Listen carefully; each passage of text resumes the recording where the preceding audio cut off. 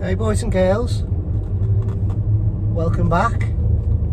So I was going to give you another episode on the Range Rover today. It's been it's a little over a year since I've owned it, so I thought I'd give you a little bit of a costing and how much it's cost me to own. Everyone says Range Rovers have poor reliability and that, but I think it's the certain models you buy or the engine type you choose, you know what I mean? This model I've got here is 2010 4.4 TDV8 L322 model. It's the full fat, you know, as they say, the full fat Range Rover. I've had this a little over a year now. I've had X5s in the past. I've had Defenders. I've had a couple of, I've had one TDV8 Range Rover Sport, and that was a lovely car. I bought this with the lowest miles I could find, I could afford at the time. What's it got now? It's currently got 46,000 on the clock. I think I've done about 6,000 miles in the year we've had it. People always pull out in front of you, don't they, when you're trying to drive. I just cruise along, you know what I mean? People pull out in front of you, it's bloody annoying. Okay, let's talk about costs. We'll start with tax bracket, should we? This is the 4.4 TDV8, so it's one of the big engines they did this model in. So you're looking at the highest tax bracket there is, which is £550 for the year. I pay mine monthly because I've got to tax a few cars, so it doesn't really bother me that much, because when it comes out monthly it's not a huge amount, is it? I don't really think I can afford to pay it in one go. I'm not Nelson Rockefeller. I do try and like run my cars, I wouldn't say on a budget, but you know what I mean, I'm always fair with them. So that's the tax, 550 quid for the year is tax. Should we go on about fuel? I do 90% of my driving is round town, and I'll do a little bit of motorway driving. I average around 26 miles per gallon round town. I could try and work out the miles, how much it's cost me. I think, what are we talking diesel is now? 150, 160 per litre is, or something like that. I don't know. But let's not get into that. I was never very good at maths anyway. So the car averages 26 miles per gallon round town. If you get her on the motorway, she'll do more. I think I've had her up to about 34, 35 on the motorway, which isn't too bad, really, when you think about it. It's 2,800 kilogram truck, 4.4, 8-cylinder V8 engine with 2 turbos strapped to it. I used to have, before I bought this, I had a 2009 Bmw X5, 35D model, which was a 3-litre twin turbo, 6-cylinder engine, and that used to get the same sort of miles per gallon as this, and this is a bigger engine, heavier truck, and quicker. I think the 35D was about 280 brake horsepower. This is like, I think it's 310, 315, something like that. And it feels much faster. Don't get me wrong, the BMW was a bit more of a driver's car, but it's not all about being a driver's car, isn't it? It's an SUV in the end, and I wanted a bit more luxury. Plus, I love the noise of the V8. Plus, I love the 8-speed. It's got the 8-speed automatic gearbox. With the BMW, you could actually feel when it changed gear. This is just seamless. You know what I mean? You put your foot down, and she just pulls all the way through, and you barely feel the car changing gear, which is awesome, which is what it's all about, isn't it?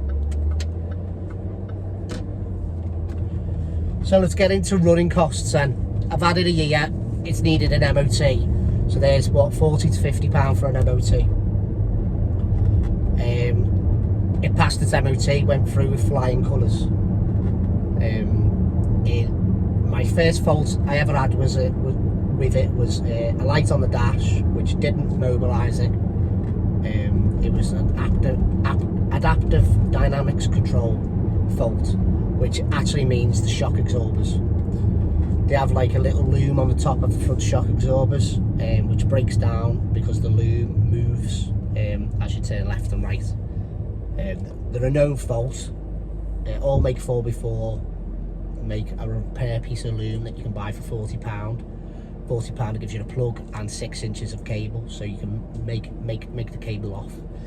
I just repaired mine by soldering it and shrink wrapping it, so that was a free fault. All I had to do was take it to a local, my local specialist, shall we say, to get plugged in, because I don't have any computer to plug it in and see what the fault was and which side it was. So I gave him a little drink. I use Ian Barclay's 4x4 specialist in Rock Ferry. He's awesome, absolutely awesome. I always used to use him for the Defender. I do like to have a little go at doing stuff myself. I am an engineer at trade, but with plugging stuff in and stuff like that, I'll take it to the specialist and he can plug it in, and he usually advises me whether it's something I can fix myself or it's something I may as well leave with them. So I fixed that. That was our first fault. Then I got a knocking noise from the front suspension. So I got a knock.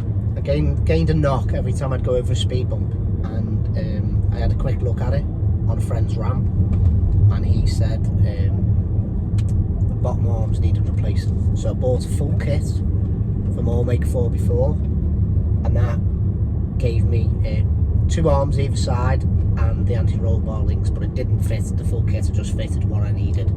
So I fitted new bottom arms, and they were 230 quid for the kit posted, and then the car needed 4-wheel alignment because the arms that I changed had the alignment adjustable bolts on, so that needed 4-wheel alignment, so that was 40 quid. So I got it 4-wheel aligned. Then one day when I was at work, I jumped in the car and fired it up and let it warm up, and I gained a squeal, a little small squeal from the front auxiliary belts. So I had the auxiliary belts changed, and that was £280 for the kit, for the auxiliary belt kit, and a friend changed that, so that's that. Then I've had to pull over. I was just finding it too hard. Everyone was pulling out in front of me. I was trying to find it too hard to concentrate and talk to you on the camera, you know what I mean, and drive at the same time. It's dead hard, isn't it? It's when you want to get certain details over to you.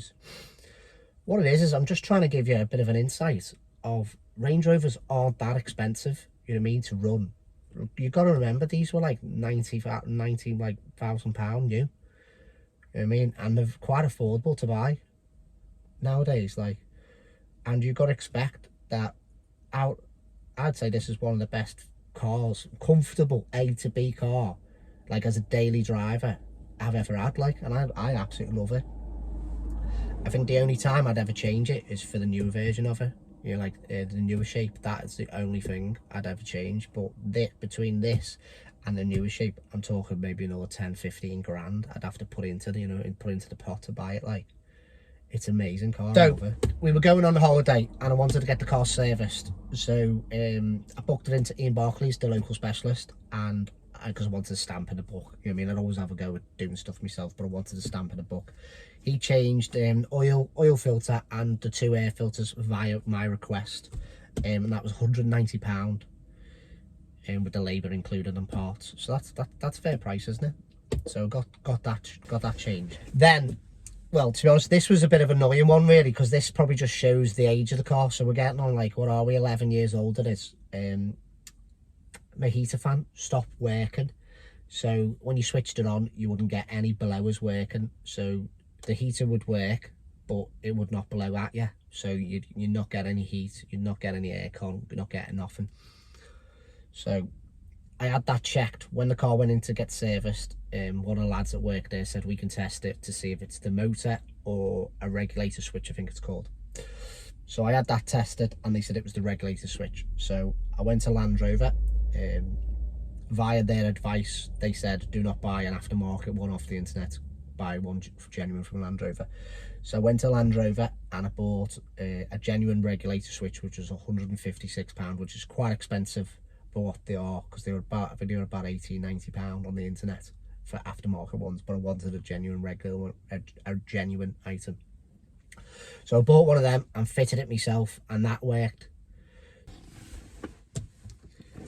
So once you tally up all my expenses, or should we say all the Range Rover expenses, the car needed servicing, so it was due to be serviced. It was just I might have got it done a little bit earlier. That was all because we were going on holiday, and I'm dead. What should we say, anal or OCD about. I like to have good fluids in the car. You know what I mean? I like to know everything's sweet. I'm not one of them people that wants to be at the side of the motorway, you know what I mean, broke down. So I'll always check the car, check tyre pressures, you know, on a weekly basis and stuff like that. So I'm always very particular over stuff like that. I think that's me engineering background.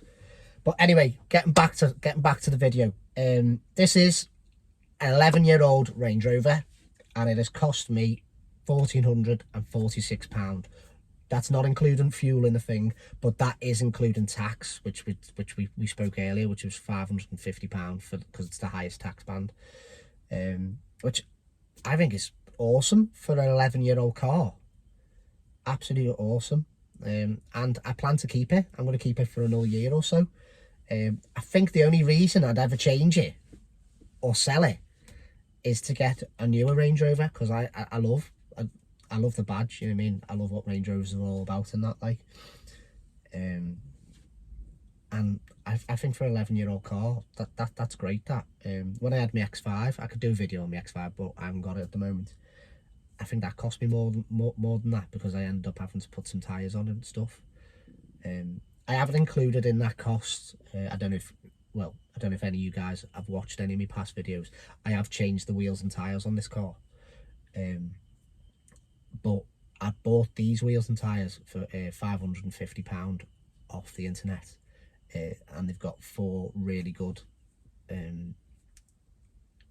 make tyres on it with good tread. And I sold my old wheels and tyres for £350. So we're only talking £200 difference there, but that wasn't really about maintaining the car. That was just me wanted it to look a bit different, you know, like look a bit better. So I haven't included that in the costings. So theoretically, if you want to say this car has cost me £1,664 to run for a whole year and to make it look like as it looks like now, which I think is awesome for an 11-year-old car. Please remember that this car is up there with you know, like Audi Q7s, Mercedes MLs, Bentleys, Porsches. I mean, I've had a 911. I've drove. I had a what was it? 2007 997 Carrera 2S 911. I've had X5s. I've had Range Rover Sports. I've driven Bentleys. I've driven Mercedes. I've driven Audis, and I do drive cars day to day. You know what I mean? Which isn't a Range Rover, and then I jump into my Range Rover and I absolutely love it. Even though it's 11 years old, I absolutely love it. The luxury, I love the armrest, I love the heated steering wheel, I love the way the lights are super bright, I love the way I've got a telly, you know what I mean? So the baby can watch telly when I'm driving and stuff.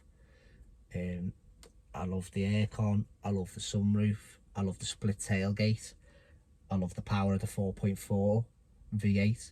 I love the noise of the 4.4, even though it's a diesel. It sounds absolutely awesome. You know, when you're caning it, when you're on it, like you get the V8 rumble, and then you get turbo spooling up because it's got a turbo for each bank, hasn't it? But yeah, as I say, that's what it's cost me for the year to run. Well, I've had a little over a year, so that's what it's cost me for a little over a year to run, and I plan on keeping it. There's nothing that the car needs as of yet. Maybe some front brake pads soonish, but not yet. I think I'm about 50% worn on them, so we've still got plenty of meat on that, and I love it. I absolutely love it. If any of you's got any questions or want to ask me for any advice on buying one, if you're looking to buy one, I know a few of you guys have reached me on Instagram. Have a look on the details for the video, and you can follow me on Instagram. I always post bits and pieces about the Range Rover and what I'm doing and all the other cars I've got on there if they interest you. Usually Ford bias, like, but if any of them other videos interest you. But if you've got any comments or any questions, don't hesitate to ask. I'm more than happy to answer any questions and give you any advice. As I say, I bought the lowest miles and the lowest owners one I could afford. I did want an autobiography, but I only bought the Vogue in the end, because it just popped out to me. I bought this with like 40,000 miles, you know what I mean, on the clock, like for an 11-year-old car, and that was all I could afford at the time. I did stretch myself buying it. I know a lot of people say don't stretch yourself buying the car because it might need some work doing to it when you first buy it, but when I went and view it, I was very particular over some of the questions. I was all over the car, underneath, above it. I took a code reader and plugged it in, you know, so we could check the codes and make sure it was all above board when I bought it from the garage. And some of the garages you buy cars from, you have a bit of a fallback, don't you, where you can give it back if the car's not should we say, advertised. So, all right, guys, I hope that video has gave you a little bit of an insight. I hope it hasn't scared you from Range Rovers. Please don't be scared about all the reliability issues. The 3-litre engine that Land Rover have done, the 3-litre SDV6, always stay away from one of them because they're horrendous. They've got big issues. I'd always steer clear of them. That's why I like the shape of the Disco, but that's why I never bought a Disco, because it's got that engine in. But please don't be scared of the reliability issues on the Range Rover, because they're not as bad as everyone makes out. And I think I'll end my video there. So if you liked the video, please give us a thumbs up, and please subscribe if you're not already subscribed. Whenever I get a fault or an issue with the Range Rover, I'll always do a video of it, or we go on a big trip or something, or I've done a modification or something, I'll do a video on it. But yeah, all right guys, I'll leave it there, and I'll see you on the next one. You take it easy.